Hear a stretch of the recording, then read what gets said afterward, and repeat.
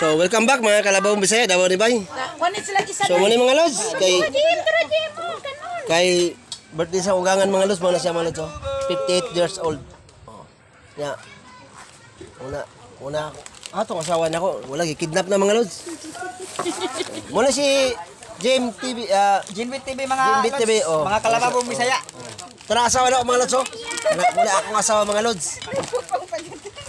Gipikot ko na sa una mga lods, bunong naminyo mi, gipikot ko na. So shout out ko karon sa Bantol. Mo na.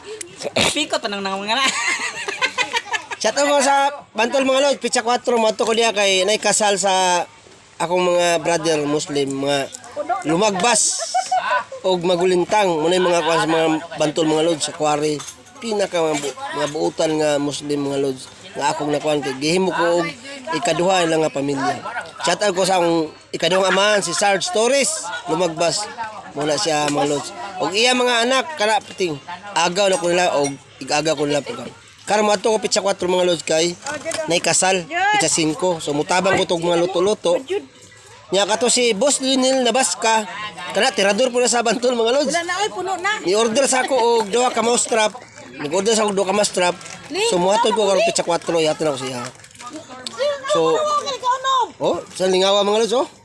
Jan, bago pang kaon ka no. Ikaw no. Isda.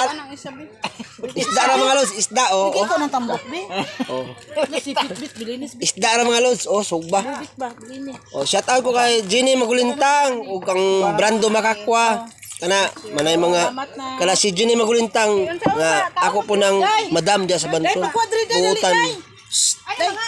Kanang anak ni Leon Lumagbas, Leon Magulintang sa mga buutan. Labi na si Jenny Magulintang. Buntag pa sayo ana, buhatag na kape sa mua. Kape, gatas, bugas, Ay bawal ang mga grabe maayo silang tao. Mga sa Bantol po. Ako ara bawal. Magulintang ug lumagbas kana. Grabe mga buutan. Kaduhang pamilya na ko na mga lods ha. Ako Kristiyano ko pero sila mga Muslim. Pero ikaduhang amahan ko na si Sarge Torres lumagbas. Shout out mga lods. Mura to mga lods. Nanay pansit diri oh.